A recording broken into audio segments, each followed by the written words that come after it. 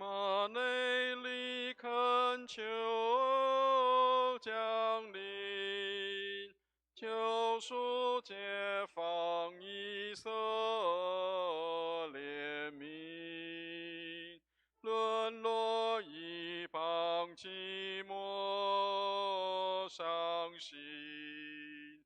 因今渴望神子降临，欢喜欢喜，以色列民以马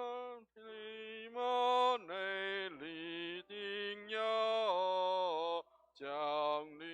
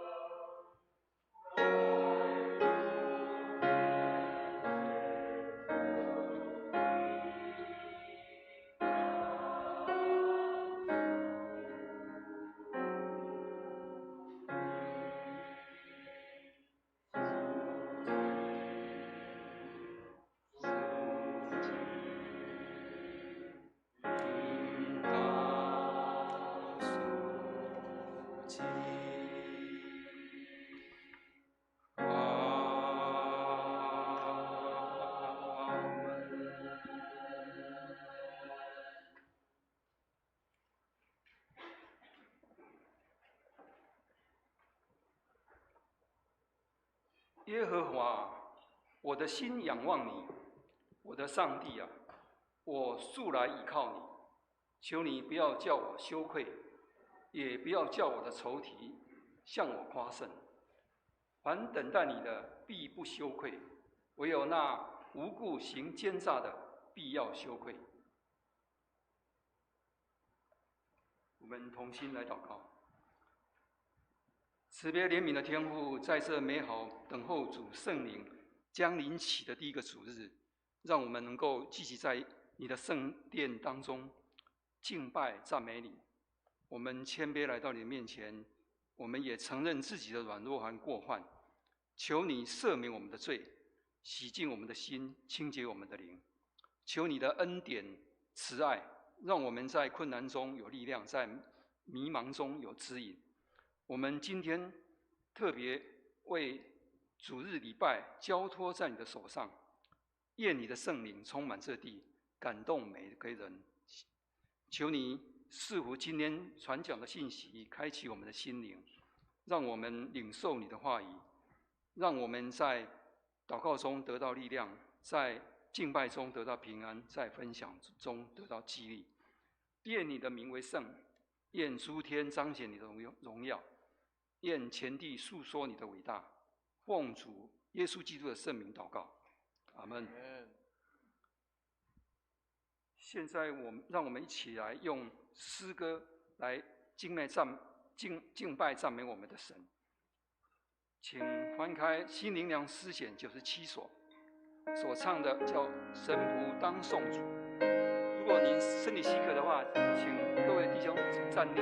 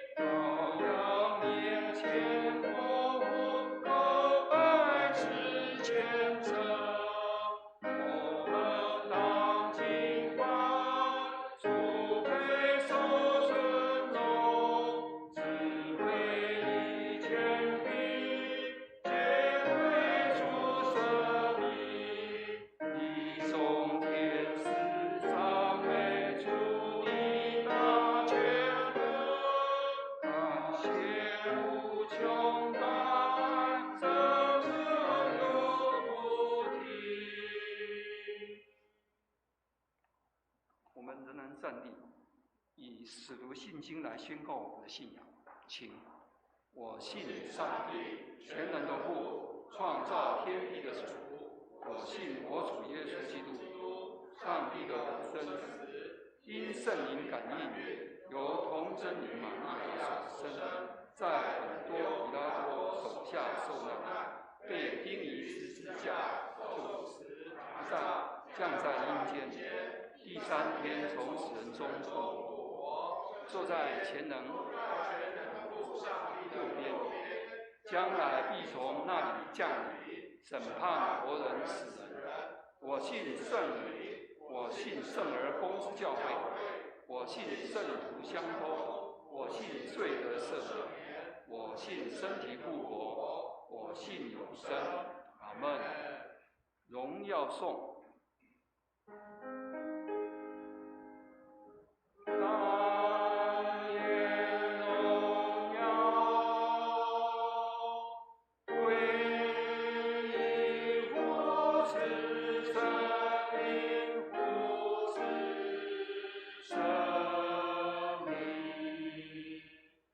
初这样，现在这样，以后也这样，永无穷尽。阿门，阿门。请坐。起应文，我们现在要以起应的方式来一起诵读上帝的话语。记载在诗篇第122篇第1节到第9节，也是在我们教会圣经旧约655页。请看投影片诗会和会众的起应部分。人对我说：“我们往耶和华的殿去。”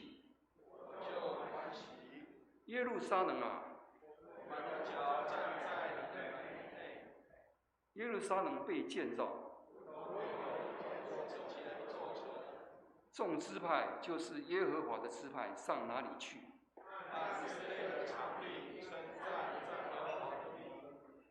因为在那里设立审判的宝座，就是大卫家的宝座。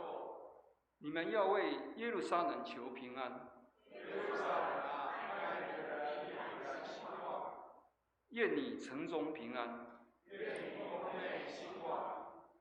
因我弟兄和同伴的缘故，我要说：愿平安在你中间。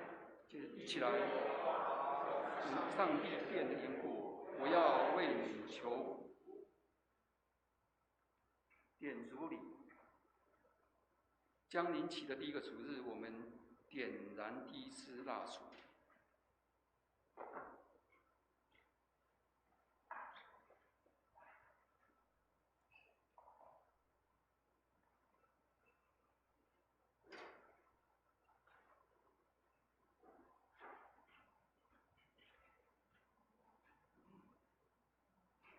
这一支紫色的蜡烛代表着盼望。接下来由4位来起，请会众来应。在这等候上帝的降临期间，我们点燃盼望的烛火，并应许：我们是在上帝的美善、全然依靠他的怜悯，在他坚定不移的慈爱中找到应力之处。感谢主。公道。我们同心为以下的公众事务来祷告。首先，我们要为大不列颠国家英格兰，也就是我们认识的英国祷告。愿基督信仰能够进入生活文化当中，愿国家百姓都能够更认识基督信仰。我们也要为台湾卫理公会南部教区龙阳所以布道所陈家志传道祷告，愿教会奉献充足，在当地更加的牧者同工合一，身心健康来祷告。我们还要为台湾卫理公会驻国外的宣教士来祷告，也求神赐他们平安，圣灵充满。我们也要继续为宜花东地区受灾后所重建来祷告，愿当地的住民、社福机构、教会团体及政府单位有智慧及能力，互相合作，尽快恢复当地的学校、社区环境原来的样貌。我们来祷告。最后，我们以主教导我们的主祷文同声来祷告，请我们在天上的父，愿人都尊你的名为圣，愿你的国降临，愿你的旨意行在地上，如同行在天上。我们日用的饮食，今日赐给我们，免我们的债，如同我们免人的债，不叫我们遇见试探，救我们脱离凶恶。因为国度、权柄、荣耀，全是你的，直到永远。我们今课，我们一同来领受上帝的话语，请汪华宇弟兄来诵读今天的圣圣道经课。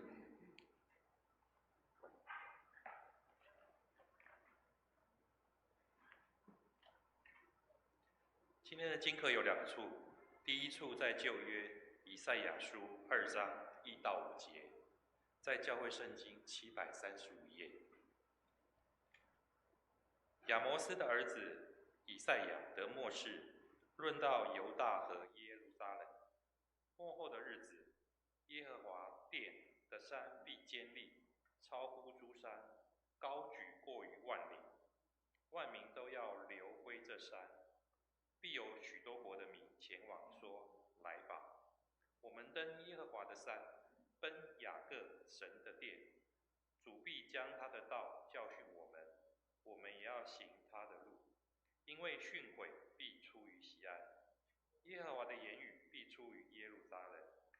他必在列国中施行审判，为许多国民断定是非。他们要将刀打成犁头，把枪打成镰刀。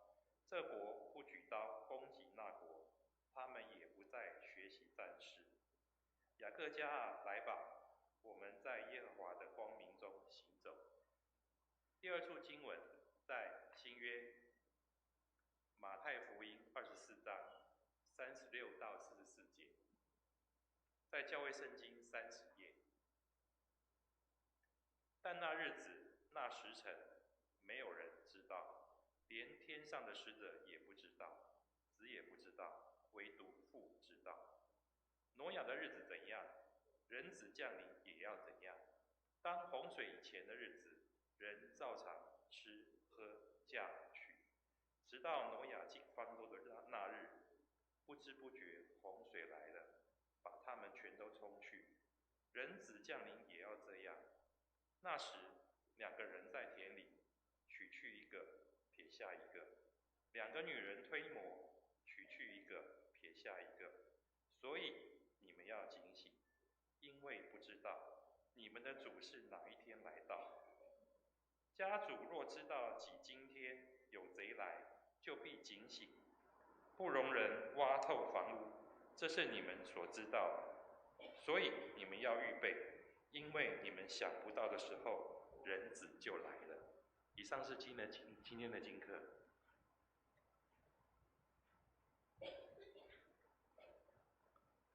谢谢华裔弟兄。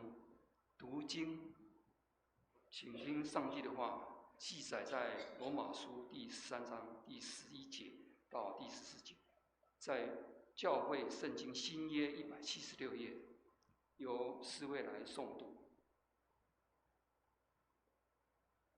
再者，你们晓得，现今就是该趁早睡醒的时候，因为我们得救。现今比初信的时候更近，黑夜已深，白昼将近，我们就当脱去暗昧的行为，带上光明的兵器，行事为人要端正，好像行在白昼。不可荒宴醉酒，不可好色邪荡，不可争竞嫉妒，总要披戴主耶稣基督，不要为肉体安排去放纵私意。献诗，诗班献诗今天所献的题目是最好的礼。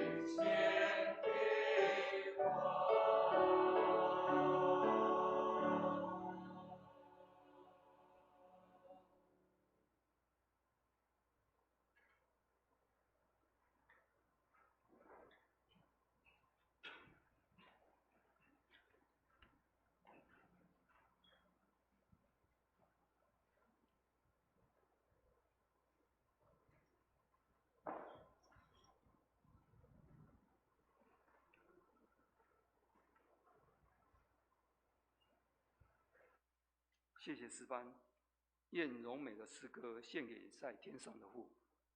正道，以下时间交由本堂的陈牧师来为我们正道。他今天正道的题目是“醒悟过来，生命发光”。我们请陈牧师。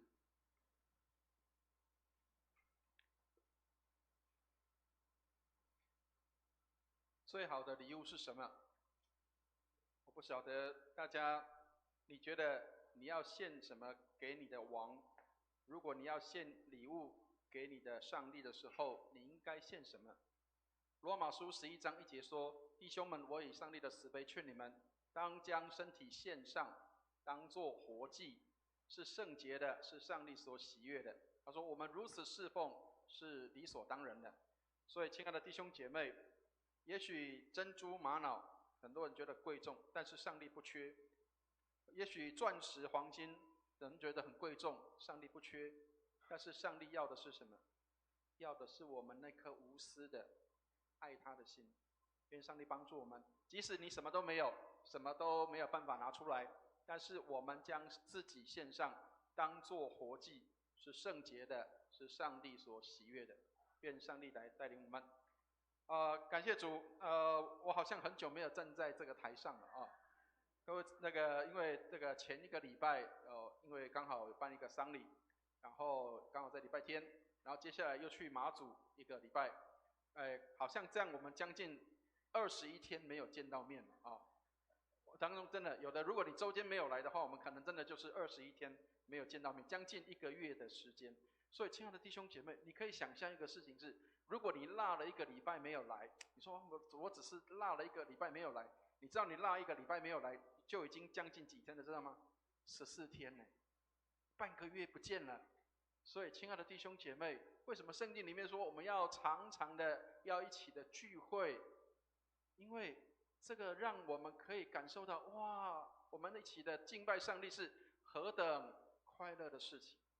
有一个姐妹这样跟我说，她说我每个礼拜都跟弟兄姐妹见面，然后我跟弟兄姐妹的关系相当的好，我们教会的弟兄姐妹关系相当好，我跟我自己亲生的这个弟兄姐妹也不见得每个礼拜都见面呢。可是我们居然是可以每个礼拜见面。亲爱的弟兄姐妹，上帝帮助我们，让我们可以来领受上帝的恩典是何等的美好，所以珍惜我们可以一起来做礼拜聚会的时间，好吗？让上帝来带领啊！好，开始前先跟大家分享一件事情啊，就是各位看到今天的这个经文题目的时候，会叫做生命发光啊。好，但是亲爱的弟兄姐妹，你要相信说你真的会发光哦啊。好，这个是我去找到了一个文章了啊，当然这个还要再经过证实，但是这个它是这个叫做健康的这个杂志的文章里面，他说什么？科学证实说你的身体在发光。他说怎么发光？他说人类的 DNA 里面有一个叫超微弱光子啊，不晓得是不是真的了啊？但是可能是情绪跟身体沟通的一个桥梁。所以如果你的情绪好，或者是这个你的这个心情好的时候，有没有听过人家会告诉你说，哎，我看到你好像在发光，对不对？好，如果我们去到人家里面的时候，有没有听过人家说欢迎光临，对不对？有没有听过人家讲说蓬荜生辉，对不对？为什么会这样？你进来他就蓬荜生辉了，因为你有光啊！人家看到你来很快乐，很高兴。所以，亲爱的弟兄姐妹，光的，我们是会发光的。好，不过这是真的。你会发现，如果生病的时候，如果情绪不好的时候，当你在这个咒骂别人、恨别人的时候，有没有听过这个脸都黑了？有没有？脸都黑了啊！所以，亲爱的弟兄姐妹，让我们常常我们的生命跟我们的脸是发光的，而且上帝在我们的 DNA 里面就已经放进光了，不是只有肉体的 DNA， 上帝在我们属灵的 DNA 里面，他就给我们有光的生命在里面。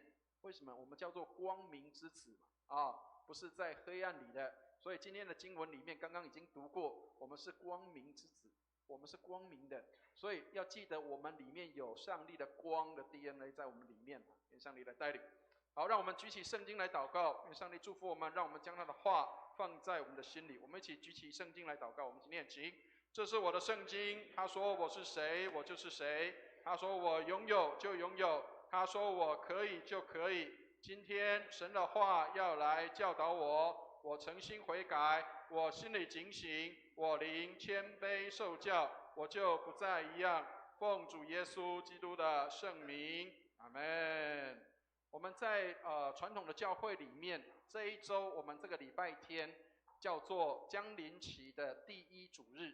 好，所以各位，如果你在做礼拜的时候，你就会发现，哎，教会的摆设不一样了。我们的桌巾从绿色变成这个蓝色或是紫色了，然后桌子上面的，要先说明我们没有政治色彩哦。好。我们的这个圣桌上面，我们有这个5支的蜡烛，有3支紫色的，有1支粉红色的，中间有一个白色的蜡烛，它其实就是代表将临期的到来。什么时候点那一支中间的白色？就是在圣诞节的那一天点白色的蜡烛。那从圣诞节起算，前面4周都叫做将临期。所以这个跟大家做一点说明，所谓的将临期就是这4周，就是我们预备跟等候基督的来到。好，所以我们的桌巾从绿色变成是紫色。各位知道紫色在教会里面的意义是什么？知道吗？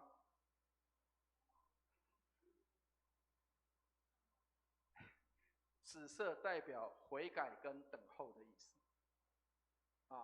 所以，亲爱的弟兄姐妹，当你看到桌巾变成紫色的时候，表示我们在悔改跟等候基督的来到。好，所以各位知道这个有一个牧师，他身上是穿紫色的，各位知道是谁？知道吗？我不好说，我的长官所以这个穿紫色的时候就表示什么？其实这个人要更多悔改了啊！好，这是开玩笑而已啊！好，不是只有穿紫色的要悔改，是我们都要悔改啊！需要在上帝面前认罪悔改的。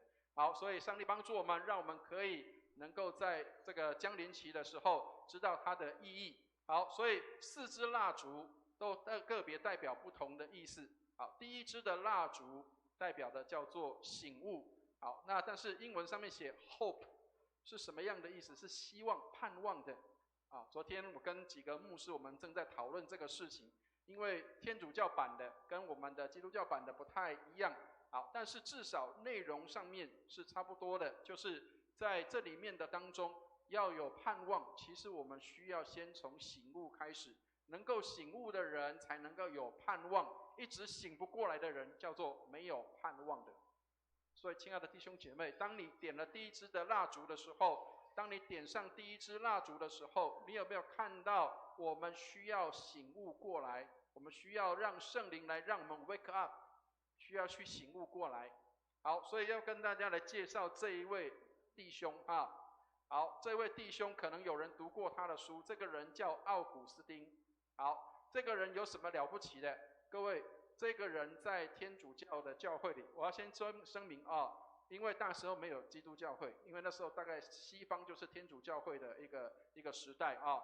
好，所以西方教会里面，在天主教会里面，这一位奥古斯丁是很确立的这个因信称义的这样的一个神学观，在天主教会里面的基础。虽然后来有人忘记他了，好，但是奥古斯丁他留下有几本的书是很好的书，现在还是有人在诵读的啊。比如说，他有一本很好的书叫做《上帝之城》，啊，它分成天上跟地上的国，上帝的国跟地上的国。另外有一本很有名的书，大概大家常常会听过，那本书叫做《忏悔录》。好，什么叫忏悔录？就是这个奥古斯丁他写忏悔录，是写他在妈妈肚子里面的时候，他说我在妈妈肚子里面我就有罪了，我就犯罪了，所以他从在妈妈肚子里面去反省跟反悔，一直到他长大到他的那个时候，他在上帝面前不断的向上帝的悔改跟认罪。好，那你会说这个为什么会在肚子里面就要开始认罪？你看得到你肚子里面的东西吗？其实没有啊。他说他是从别的妇人怀孕的时候身上去看到了。他说小朋友在很小的时候，他就会懂得去踢妈妈的肚子，他就会懂得很小的时候就会去抢这个兄弟的这个奶来吃，他会去抢别人的东西来成为他自己的。所以他说，虽然很多东西他忘记了，但是他说，当他看到小朋友的一些的表现的时候，他发现原来我小时候也是这样，我跟我的兄弟在抢好东西，我跟我的这个好兄弟在抢玩具，我跟我的妈妈是一顾来一顾去。他常常有这样的反省，原来我也是这样。所以，亲爱的弟兄姐妹，有时候我们叫做要认同性的一个悔改跟祷告。为什么？也许我们忘记了，可是我们看到当别人这样做的时候，其实我们也需要有认罪跟悔改的时候。也许我们曾经不经意的不小心去伤害了别人，或者是去让别人受苦。他的妈妈很有名，奥古斯丁的妈妈叫莫妮卡。莫妮卡她是一个什么样有名的人？因为她为她这个儿子非常的难过。她的儿子是一个不悔改的人，是一个放荡的人。要先声明哈，他虽然是一个放荡的人，但是他是一个文学家哦，他是一个会教雄辩学的一个人，他是一个老师，他是一个很会讲话的人。但是这个妈妈，她的妈妈莫妮卡，她是一个很敬虔的基督徒，小时候就把她带到教会里面，但是没有想到长大之后，这个囡仔不会去啊，这个孩子已经不在家了，已经不在教会里，他离开了信仰了。所以这个妈妈一直很痛苦，不知道应该怎么得回这个孩子，所以她去问教会的牧师说：“我应该怎么做？”教会的牧师告诉他说，你要为你的儿子祷告。各位知道这个莫妮卡为她的儿子祷告几年，知道吗？20年的时间，为她的儿子祷告20年，为她儿子祷告20年。各位，祷告20年的妈妈，真的是非常不容易的啊！这个年轻人到他40岁的时候，40几岁的时候，他有一天坐在树底下，百无聊赖，不晓得人生还有什么价值跟意义的时候，刚好他旁边放了一本圣经，然后呢，他一直有一个声音在告诉他说：“拿起来读吧，拿起来读吧。”他就很勉强的把圣经拿起来读。各位知道他翻到的那一段圣经在哪里？知道吗？就是我们今天看的圣经。我们今天看的圣经，我们现在看的经文。所以，亲爱的弟兄姐妹，他整个人翻过来了，他整个人醒悟过来。他说：“原来我离开上帝这么久，但是上帝还是爱我的。我离开上帝这么久，上帝还是找到我了。我离开这么久，但是上帝还是把我找回来了。”亲爱的弟兄姐妹，一个年轻人，他到40岁之后，他才悔改反省。一个妈妈为他祷告了20年的时间。亲爱的弟兄姐妹，上帝帮助我们，人能够醒悟过来，那个时候那个价值是远超过所有的一切。这个年轻人后来被上帝大大重用。所以，亲爱的弟兄姐妹，我们当中的父母亲们，也许你的孩子稍微离开了一下下，没有关系的，请记得继续为你的孩子祷告。有一天，也许在神的国里面，他被上帝重用的时候，我们很难想象，但是至少我们知道，我们为他祷告过，我们为他祷告可以得回他，让他可以来回转，来归向主，被上帝来带领。好，所以我们今天看的这段圣经是罗马书保罗写的，保罗的书信，给罗马教会的一封书信。好，但是各位知道，其实保罗他的神学观里面，其实说穿了只有2样东西啊。一样东西是什么？叫做因信称义，对不对？我们不是因着行为，是因着信而被称为义的，不是因为我们的行为有多好。那第二个就是什么？就是叫做我们要成为新造的人，旧事已过，都变成新的。所以你看到圣经里面，保罗的书信里面，几乎常常都围绕在这个部分里面，因信称义，还有我们要活出新的生命。好，所以罗马书也不例外。罗马书里面有很多的内容，里面也围绕在这2个主题的里面。但是罗马书里面有一个很特别的地方，跟我们一般如果在查经的时候读罗马书会稍微有点不一样啊。第一个，因信称义是大家都知道的，罗马书里面强调因信称义，对不对？好，可是第二个可能大家比较少去注意到，罗马书也强调上帝的爱。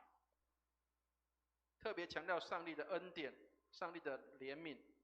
所以很多人都以为说，好像这个罗马书很硬好难啃，因为里面都是因信称义，我们要信才会得到上帝的这个称义，才会有这个好像神学观都是这个一脉都是这样的。但是其实我们忽略了罗马书里面提到上帝的爱。上帝常常给很多的怜悯，给很多的恩典。如果不是怜悯跟恩典，人没有办法来到上帝的面前。所以罗马书里面也隐含着有上帝的爱在这里面，有上帝的怜悯，在恩典在这里面。所以亲爱的弟兄姐妹，那个恩典的路叫做什么？不是靠着行为，不是你要去每天做哪些的功德，而是我们因着信，以至于我们能够来到上帝的面前。不是我们的义，是耶稣的义。所以那个叫上帝的爱。所以亲爱的弟兄姐妹，罗马书里面不是只有讲因信称义，他也提到有关上帝的爱。所以上帝的爱跟恩典让我们怎么样？从一个罪人可以变成一个圣徒。所以亲爱的弟兄姐妹，我们过去都是一个罪人。我们有一个弟兄，我常常讲说，他在这个小组聚会的时候，他常常提到，他说我是一个蒙恩的罪人。如果我们不晓得我们是蒙恩的罪人的时候，我们常常会以为我做得很好，我做得很棒，好像我不需要上帝了。我们时刻都需要上帝，因为上帝帮助我们，让我们从罪人的角色身份上成为了圣徒。否则我们没有办法来到上帝的面前。所以因着上帝的恩典，我们可以能够从罪人的身份角色能够成为圣徒的样式。好，所以真理让我们得到自由，真理让我们可以得到保守，真理让我们可以得到救赎，真理使我们可以得到圣洁。所以为什么你要读圣经？你要常常把圣经的话放在心里，因为你需要。如果不是神的圣洁，我们没有办法能够来圣洁；如果不是上帝救我们，我们没有办法能够得蒙救赎；如果不是上帝保守我们，让我们可以得蒙保护；如果不是上帝让我们得自由，我们常常在罪跟这些的捆绑黑暗的里面。所以上帝帮助我们，让我们可以看到上帝的恩典何等的大，让我们这个罪人可以得蒙上帝的恩典。好，所以要醒悟过来。什么叫醒悟过来？我们来看一下11节的地方啊，我们一起来读一下11节的地方，一起念11节，一起念来。再者，你们晓得，现今就是该趁早睡醒的时候，因为我们得救，现在比初信的时候更近了。好，亲爱的弟兄姐妹，这是一个末世的观点，一个末世的观点就是我们这个时候已经是在末世的时候。各位可以想象，2000年前的时候，保罗就已经说我们很近了哦，已经很近了。现在已经过了2000年了，我们现在是不是更近了？更近了。亲爱的弟兄姐妹，我们离主基督再来的时候已经很近了。他说要趁早睡醒。什么叫睡醒？模糊糊的，在半梦半醒之间啊，叫做要这个叫做没有睡醒。睡醒的时候是什么？叫做清醒了。要清醒了，要知道了，现在这个时候已经比以前更接近了，我们已经更接近基督要来到的时候。跟大家讲一个好玩的事情啊，以前我还没有当传道人的时候，我曾经讲过说，以前我在纺织厂工作，那我曾经当过代班的主管，那我的手下管了几个这个菲律宾的这个移工啊，现在叫移工，以前我们叫外劳啊，现在叫移工。好，那这些的移工呢，我们一起工作的时候，他们都好认真；我们一起工作的时候，他们都好尽心；我们一起工作的时候，哇，他们都不敢怠慢。那我有一次呢，我就做了一个这个玩笑，做什么玩笑？就是我就跟他们讲说，这个我稍微离开你们一下，我有事情要去办了。好，然后呢，我就离开现场，然后让他们留在那里。各位知道，有很多人是这样，我做什么事情，我是要让主管看见，我是要让老板看见。如果老板或主管不在的时候，他们就什么？哎呀，太好了！长官不在了，主管不在了，所以他们就开始什么？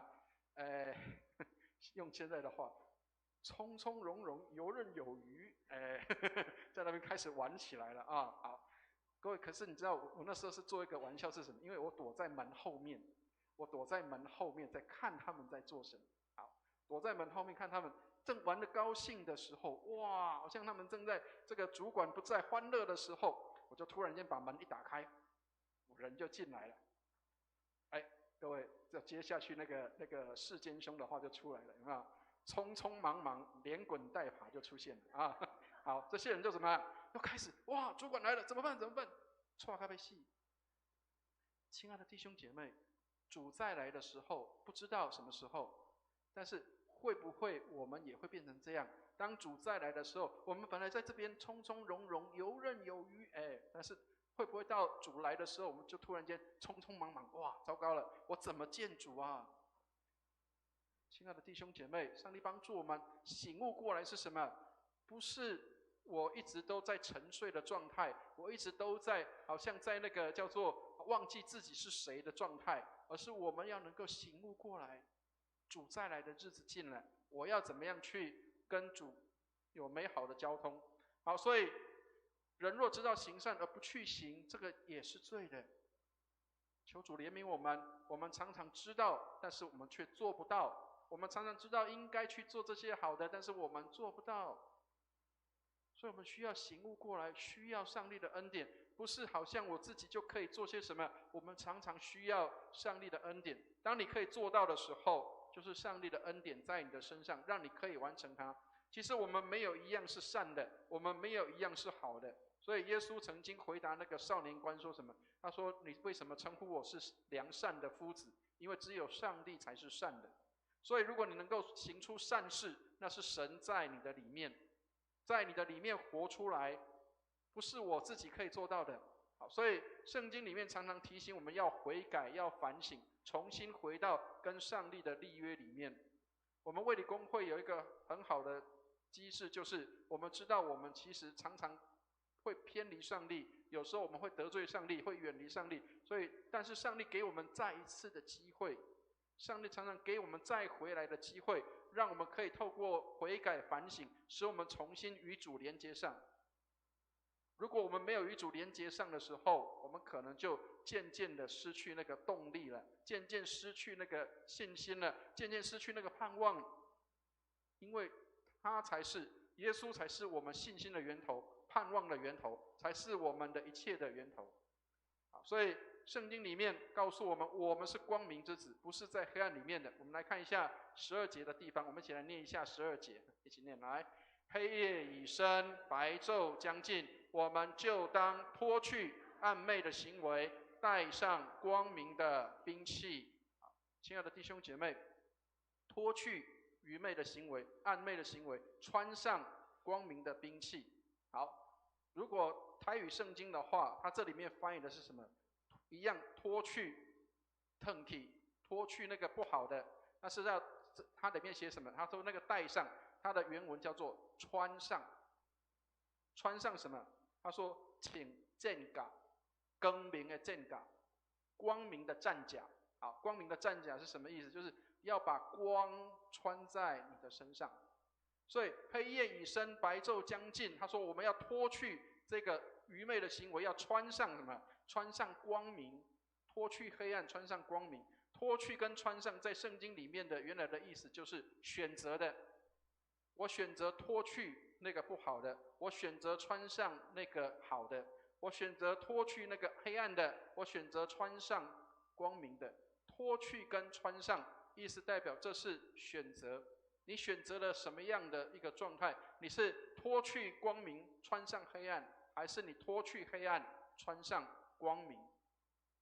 他说光明的兵器，这里兵器在台语圣经里面翻译叫做战甲，战甲。你是穿上那个战甲，一个保护的。各位知道以弗所书里面保罗写什么？他说什么？要穿上全副的军装，对不对？好，这个全副军装如果忘记的话，请回来上成人主日学啊，帮我们的成人主日学推荐一下，请上成人主日学好吗？脱去旧人，穿上新人，脱去暗昧的，穿上基督，穿上那个光明，穿上那个这个叫做这个战甲啊，这个就是叫做脱去跟穿上。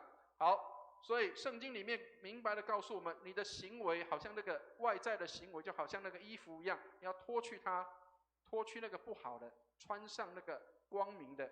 好，跟大家讲一个最近发生的事情。各位如果你有参加那个礼拜五的晚上，我们的教会有这个神学院的这个延伸班啊，他们这一期是叫做基督徒的传讲艺术。好，那就是教你怎么样在公开场合当中去传讲上帝的话。好，那各位知道这个老师很严格的，我们的这个慧秋老师很严格啊。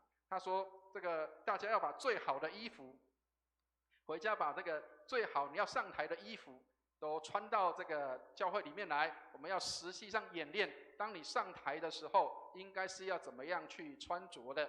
好，所以我们家太太就把家里面她觉得最漂亮的衣服然后带出来，我们当中很多的学生也把很多他的衣服都带出来，我们当中的这个明德兄把他珍藏许久的那个西装也把它拉出来了哦，所以那个时候大家穿得非常非常的漂亮。为什么？因为要被看见，要让人看见。他们预演在台上的时候，我要让人家看到我，看到我是什么？是一个漂亮的穿着，是一个光明的穿着，是一个非常好的穿着。好，那礼拜五的晚上，我通常都是在门口守着这个大门啊，我是守门员。好，可是那时候我穿什么？那个穿个那个内衣啦，穿个短裤，在那个守门的地方。好，所以那个叫什么？那个叫做不是在光明的里面，不能站在台上的。好，今天如果牧师穿这个内衣，穿着短裤在台上的时候，那叫不好看了，对不对？不是在光明的时候。但是当我如果穿上现在这样的时候，我是可以站在台上的。所以那个脱去跟穿上是什么？当你要被众人看见的时候，你要让人看见了什么？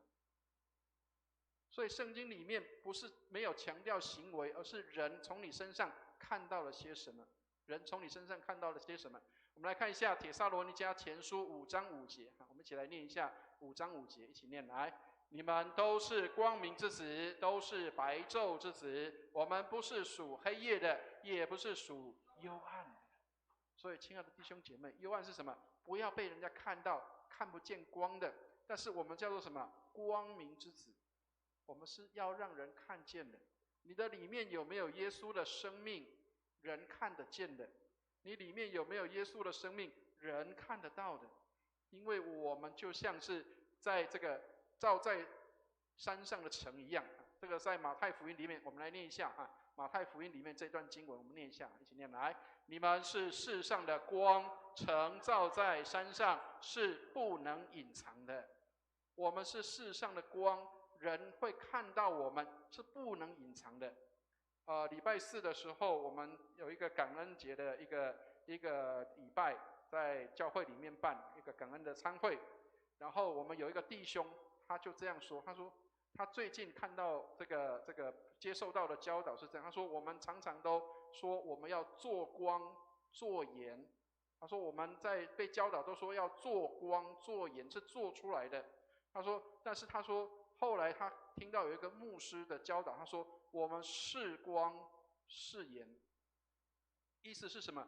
不是做出来的，不是你去假造出来的，不是你去去人为的，而是什么？你的生命就应该是那样。他说你们是光，耶稣说你们是世上的光，你们是世上的盐。所以亲爱的弟兄姐妹，你要知道在我们里面，记得刚刚前面讲的那个 DNA 有没有？你的生命里面应当有神的生命在你的里面，是光的生命，不是黑暗的。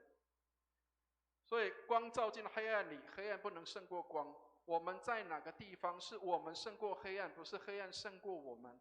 所以亲爱的弟兄姐妹，有很多人会说，为什么上帝把我放在一个这么黑暗的地方？上帝怎么把我放在这么难搞的地方？上帝为什么把我放在那个这么不好的地方？因为我们是光。各位，如果你在光的里面的话，你还是没有看到啊，看不到光。为什么？因为你就在光的里面啊。好，我们的楼上现在7楼上面十字架上面已经装了投射灯了，已经有光了啊。好，各位，我们的这个伟翔兄帮我们上去装了那个灯光在上面了啊。好，可是我们测试过哦，你在白天的时候，你再怎么亮，你看不到那个光，为什么？因为阳光很强烈嘛，对不对？好，但是呢，如果你在晚上的时候，各位，如果你晚上经过礼拜堂的时候，我们的十字架有光了啊，那个投射灯已经可以投在这个上面了。因为什么？光照在黑暗里，它就胜过了黑暗。所以，亲爱的弟兄姐妹，你的光也是这样，不是只有在礼拜堂发光，因为礼拜堂都是阳光，大家都是阳光的人。可是你如果去到需要你的黑暗的地方的时候，那么你就可以看到你的光很亮，你的光是很亮。上帝帮助我们，有时候上帝把我们安排在一些不是我们喜欢的地方，让我们在那里为他来发光。好，所以我们来看13节的地方，这个就是刚刚提到奥古斯丁他反省跟悔改的那段经文，我们一起来看13节，一起念来。行事为人要端正，好像行在白昼，不可荒宴醉酒，不可好色邪荡，不可争竞嫉妒。好，亲爱的弟兄姐妹，这些都在讲什么？讲基督徒，我们的品格应该是这样，让人家看见我们要为人是端正的，好像在白昼一样。刚讲到了，我们在白昼是穿得整整齐齐的，让人可以看见的，不是荒宴醉酒的，不是好色邪荡的，不是争竞嫉妒的。所以，亲爱的弟兄姐妹，上帝帮助我们，光明之子不在黑暗里面，这些都是在黑暗里面。荒宴醉酒、好色邪荡、争竞嫉妒，都是在黑暗里面。所以我们应该是怎么样？行在白昼，是行在光明当中的，行事为人是端正的。好，所以我们应当是什么样？是效法基督的行为，效法神的样式。以弗所书的5章1节说：所以你们该效法上帝，好像蒙爱的儿女一样。以赛亚在以弗所书里面提到，我们应该要像上帝一样，人看见我们就好像看见上帝在我们当中。我常常跟各位分享说，以前在马祖的时候，我们去村里面去拜访的时候，人家都会说：哦，亚鲁里了，亚鲁里了，耶稣来了，耶稣来了。他们不会说这个是基督徒或是牧师来了，他们都会统称那些基督徒叫做耶稣来了，耶稣来了。他们说什么信耶稣的人来了，信耶稣的人来。所以，亲爱的弟兄姐妹，以前我都会觉得，哦，这个好像很刺耳，好像觉得好像我们是一群什么样的人啊？可是各位知道，这一群人，当我们到教会，当我们到人家村庄里面的时候，人家说啊，耶稣来了，耶稣来了，我们是代表耶稣来的。我们是代表耶稣来的，很好啊。所以如果你到人家家里面，也许人家会嘲笑你啊，耶稣来了，耶稣来了啊，太好了，谢谢你接待耶稣，接待了耶稣了。人接待我们就是接待耶稣嘛啊，所以人家接待我们就接待了耶稣了，所以没有关系的。各位知道，其实卫理公会 Methodist 在过去18世纪的时候是一个负面的词，知道吗？啊，人家说那个 Methodist 就是什么规规矩矩、四四方方的，所以我们卫理会在过去人家都说我们是什么？那个不会变通的，只会照方法、规规矩矩的这样做的。亲爱的弟兄姐妹，18世纪的时候，它是一个不好的词，就是好像我们是不会变通，都是要按照步骤的。但是现在要知道，我们的教会叫做 Methodist， 为什么？因为我们是规规矩矩的按着次序行的。所以，亲爱的弟兄姐妹，我们卫理会应该让人家看到什么？我们是规规矩矩的按着次序行的。求主怜悯我们，当然我们也有一些不规矩的时候了啊，所以我们才会有失去那个土地的状态。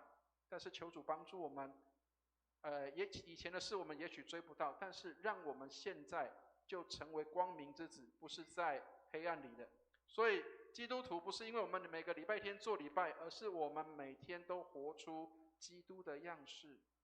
人从我们身上看到耶稣的生命，人从我们身上看到耶稣的样式。好，所以这个重点来了，14节有没有看到披戴谁了？14节我们一起来念一下14节哈，一起念来。总要披戴主耶稣基督，不要为肉体安排去放纵私欲。还有叫做放纵私欲，放纵了啊！总要去披戴耶稣基督。耶稣基督披在身上的时候，我们就是按照基督的样式去行，按照耶稣的方式去行的。所以也勉励大家，如果我们披戴了基督，那么我们期待我们的生活行为真的是耶稣基督的样式。耶稣基督做礼拜的时候，他会迟到吗？耶稣做礼拜的时候，他会不专心听讲道吗？耶稣基督做礼拜的时候，他会随便去这个起身去到别的地方去游走，而不是安静的在那里敬拜吗？愿上帝帮助我们。曾经有人这样说：当我们在做任何事情的时候，都要想到 WWJD， 知道吗？ What will Jesus do？ 耶稣会怎么做？如果是耶稣在这里的时候，他会怎么做？求上帝帮助我们，让我们看到披戴基督，就是我们在身上看到基督的样式。耶稣怎么做，我们就是怎么做的。所以我们不是要更像一个基督徒，不是拿着圣经拿着圣诗来教会做礼拜，而是让我们的生命更像耶稣基督。跟大家讲一个实际的案例啊，也是我们最近有一个姐妹她跟我的分享。她说她这个读经啊，她是一直每天都有在读经的。可是有一天呢，她跟一个她的仇敌啊，就是这个也是在教会里面碰到面，其实心情相当的不好。然后她的仇敌啊，她用仇敌来形容，她的仇敌曾经咒骂她，曾经伤害她，然后批评她，她的心里面很难过。她说：其实我心里面很想要骂他，很想要跟他这个对呛。然后后来我打了电话去安慰他，他说：“牧师，我觉得这样的人不应该留在教会里面。”其实心里面也很难过了啊。弟兄姐妹当中彼此有嫌隙、有冲突的时候，牧师是最难过的。可是过了2个小时之后，你知道这个姐妹她传信息来给我了，她写什么？她说：“牧师，我觉得我也有错，我应该要跟这个姐妹道歉，我应该要去跟这个姐妹和好。”各位知道，我心里面很高兴是，你里面真的有耶稣的生命了。我们会跟人冲突，会跟人不和，会跟人吵架，是真的会有的。有时候我们看人家做这些事情，我们心里面会不爽，心里面会不舒服，是有的。可是我们会让这个不舒服存留多久？还是你能够像耶稣这样的包容接纳他，说父啊赦免他，因为他所做的他不知道。我很佩服这个姐妹，因为她的圣经不是白读的。我的老妈常常跟我讲，她说读册读到胃卡加偏去，那个意思是什么？就是你把书读到背后去了，你没有真正把它读到心里面。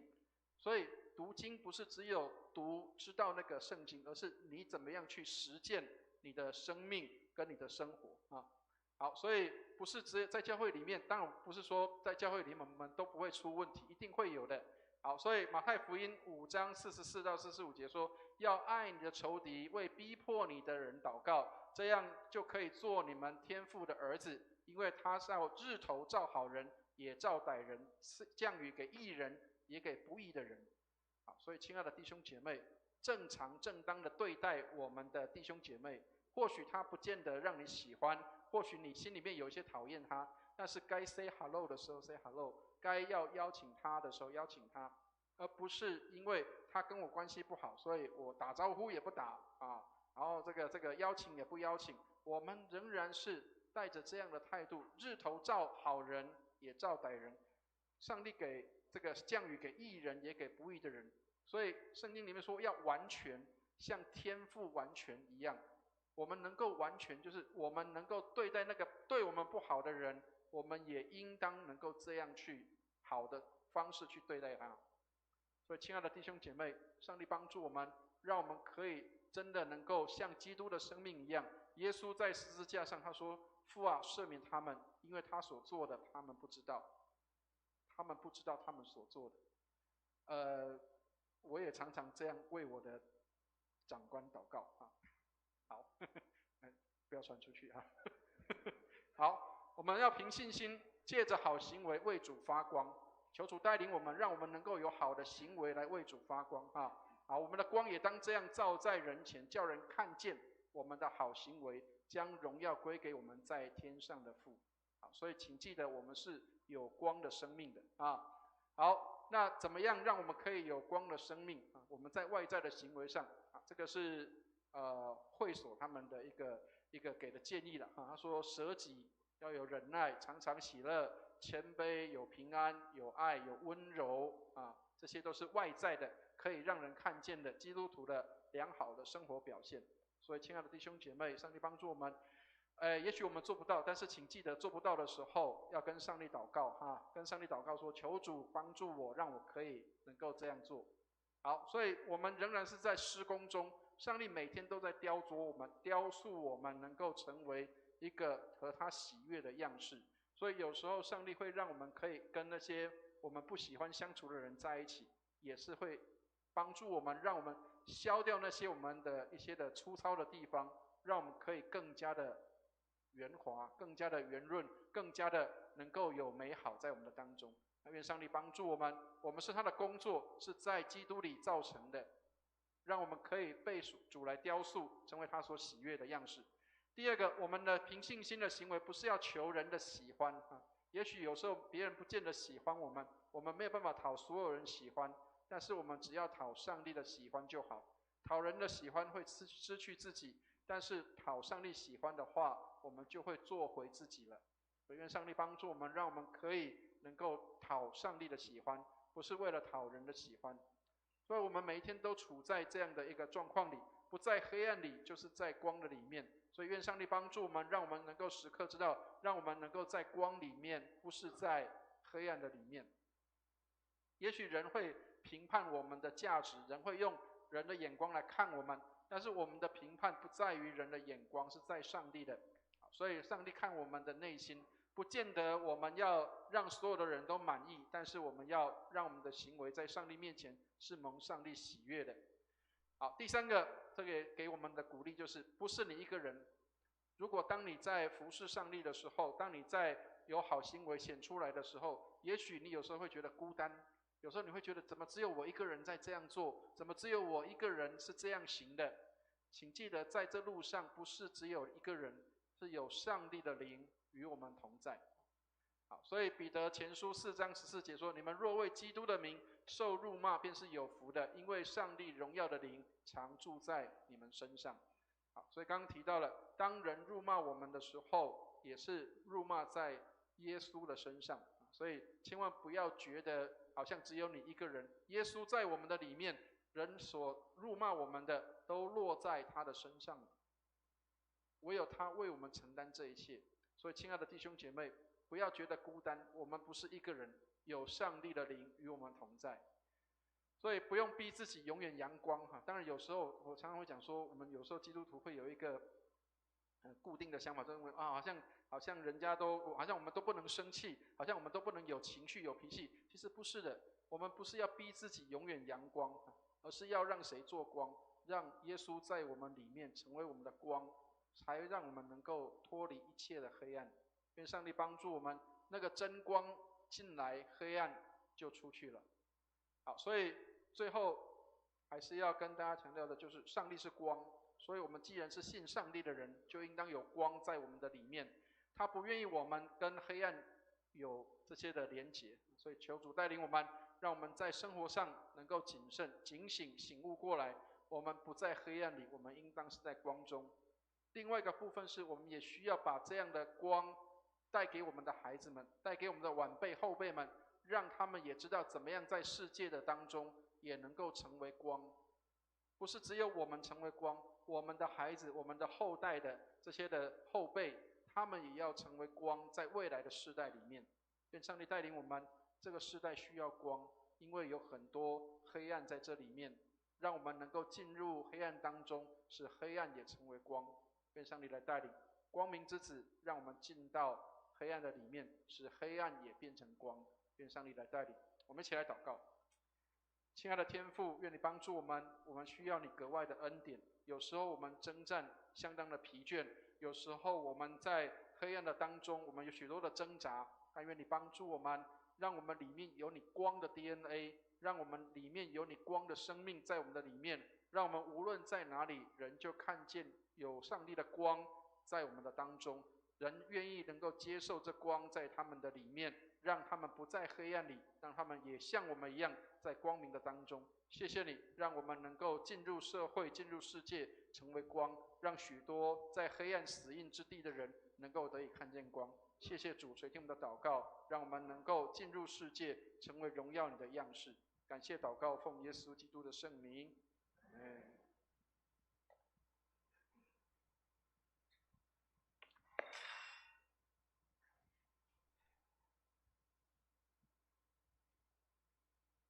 上帝是光，圣经一直告诉我们，都是光明之子，还是白昼之子。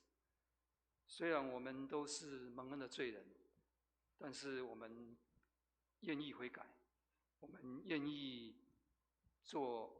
行出基督的好行为，一样我们可以脱去黑暗，能够带上光明。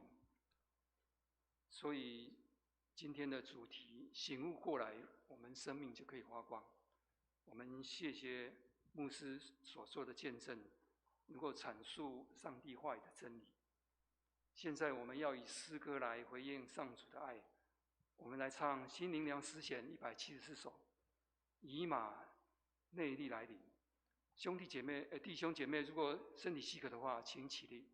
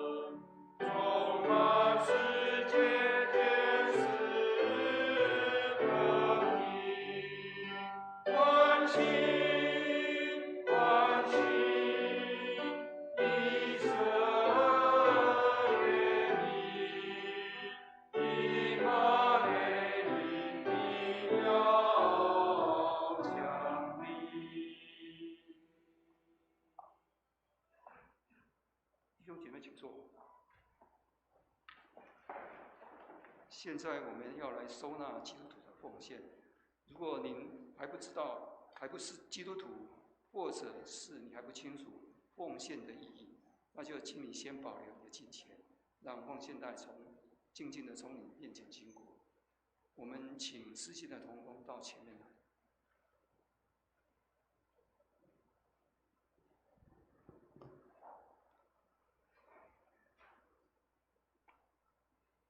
让我们以感恩的心回应上帝的爱，我们一起来祷告。赏赐丰富的主，万物都是从你而来，我们把从你而得的献给你，尽我们的心思力量，甘心乐意奉献，愿教会用于各项事工及宣扬福音，荣耀你的尊，你的名，让我们众人得到益处，教会复兴。如此祷告，是奉我主耶稣基督的名求的，阿门。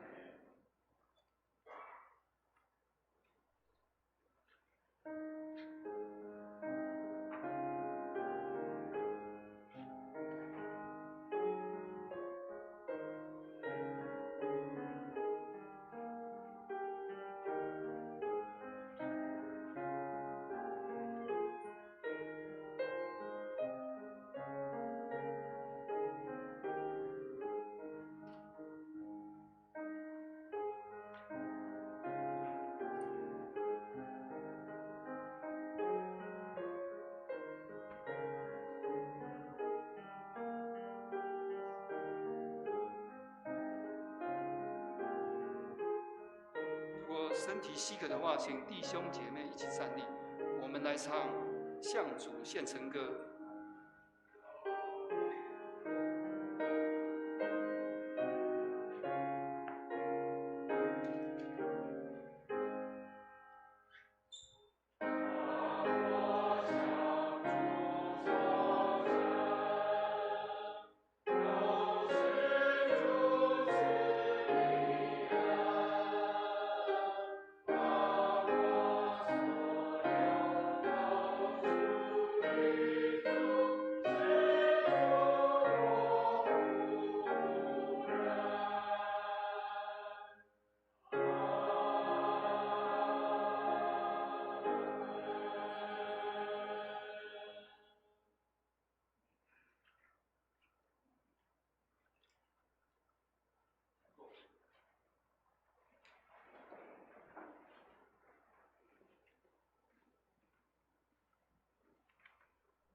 我们今天有新朋友，我来介绍一下，李小珍。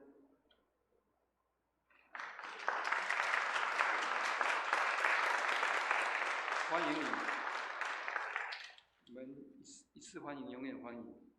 我们也希望我们弟兄姐妹能够为他祷告，求主引领。现在我们来唱，成为一家人。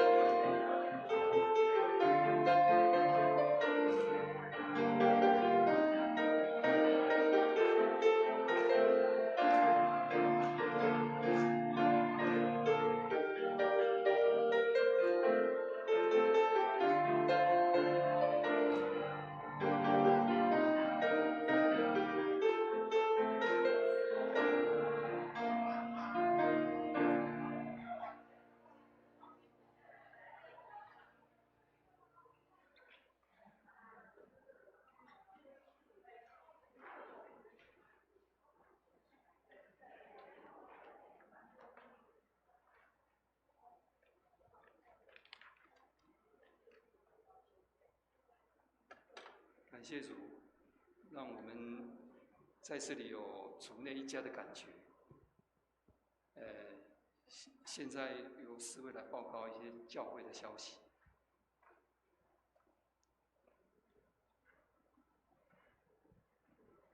我们欢迎今天来本堂参加主日崇拜的新朋友，愿上帝赐福，一次欢迎，永远欢迎。我们再次来欢迎新朋友。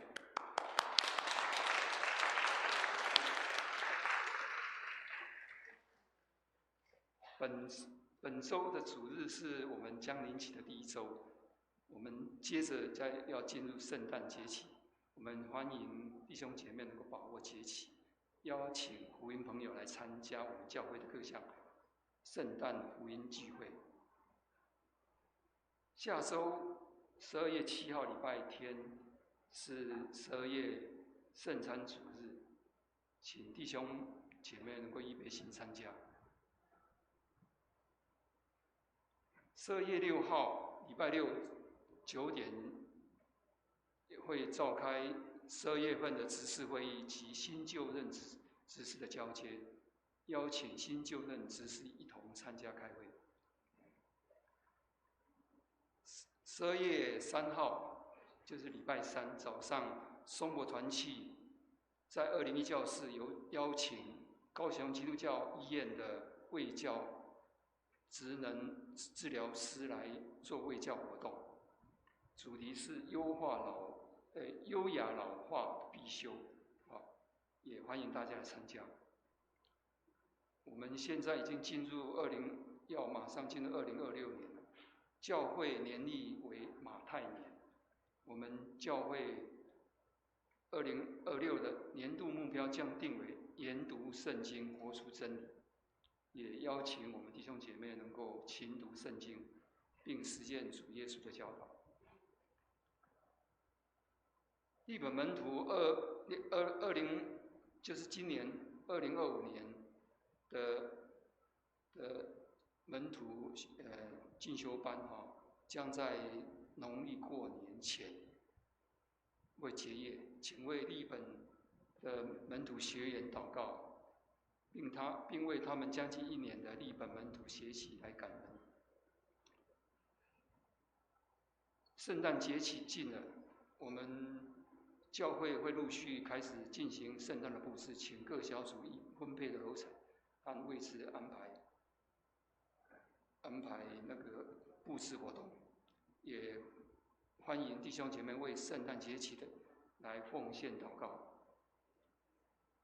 相关分配请参阅。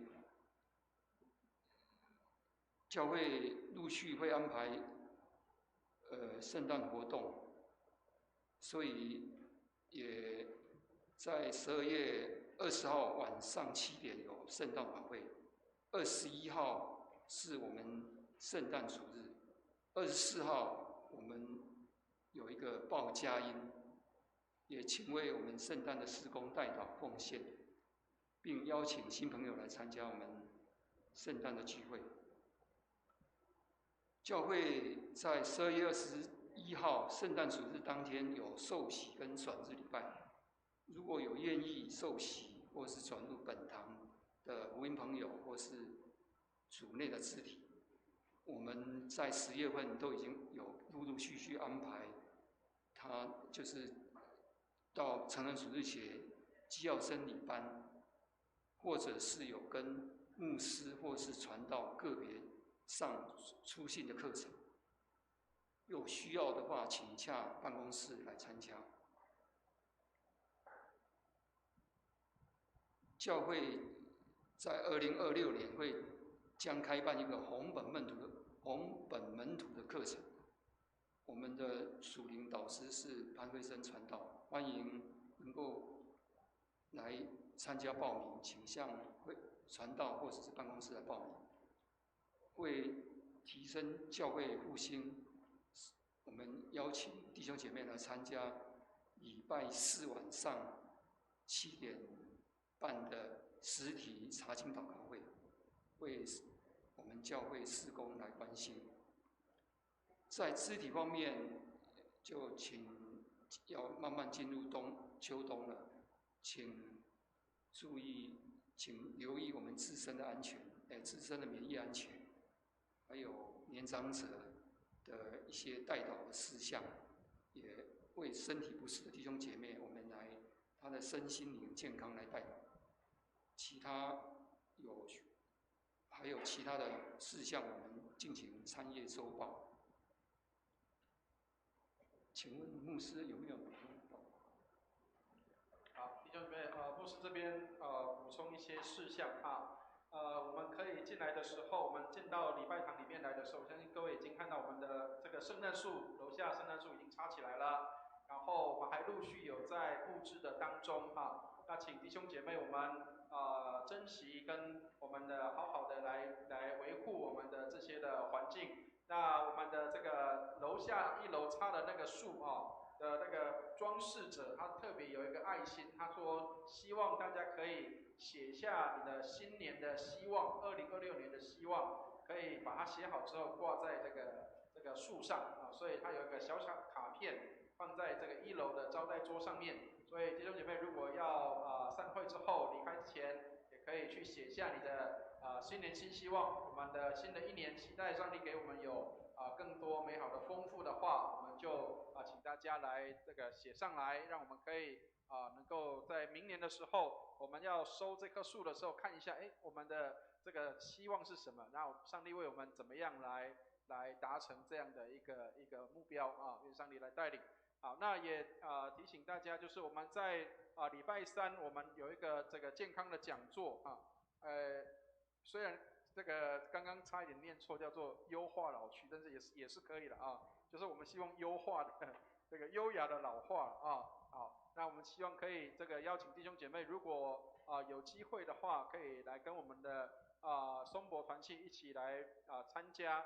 那我们说这个高雄的基督教医院，其实就是我们的信义医院了啊。各位如果有机会听到的话，这个信义医院他们有派这样的专业的治疗师，能够来教我们怎么样优雅的老化啊。那当我们现在的台湾高龄化越来越深了，期待我们都可以参加。所以不是只有松柏的小组的人参加，就是愿意来上的都可以啊。好，那我们也特别跟大家报告一下圣诞节的我们的这个活动里面，我们在除了下个礼拜我们有12月的圣餐礼拜以外，在12月20号我们有这个圣诞晚会。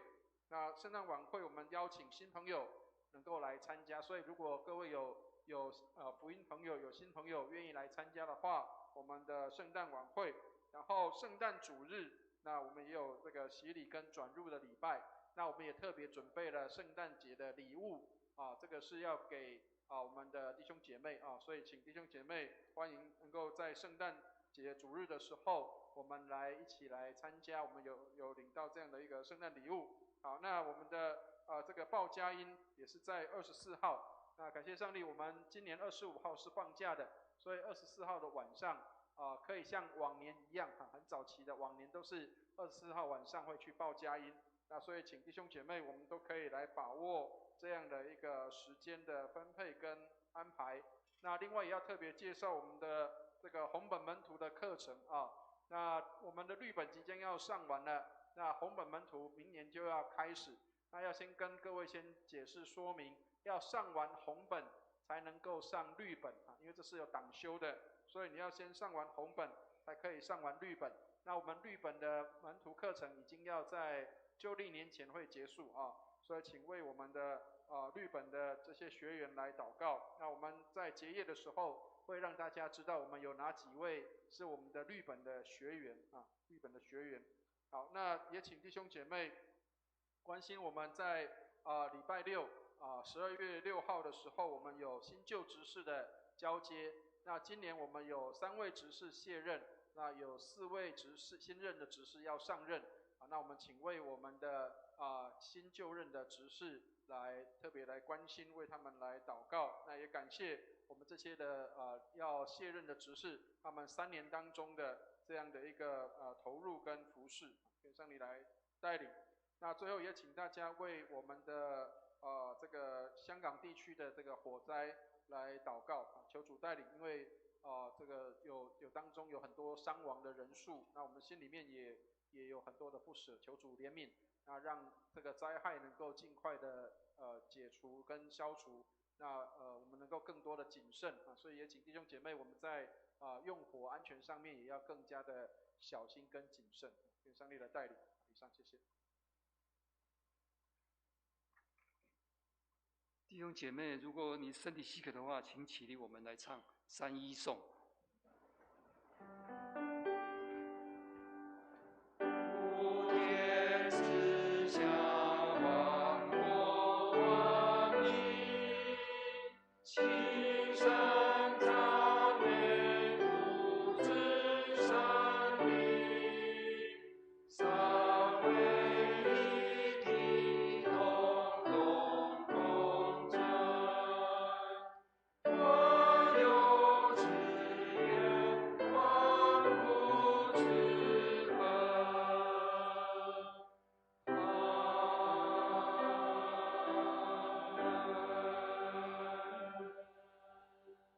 请牧师为大家祝祷。弟兄姐妹，让我们邀请真光进到我们的生命当中，我们一起来领受祝福。慈悲怜悯的天父，愿你将真光照耀在我们的里面，好让我们也成为具有光的生命的你的儿女。让我们无论行走躺卧，无论在哪里，你的真光都随着我们，让人看见我们里面有耶稣基督的光。愿我主耶稣基督的恩惠、天父上帝的慈爱、圣灵的感动与交通，常与我们众人同在，从今时直到永永远远。阿门颂。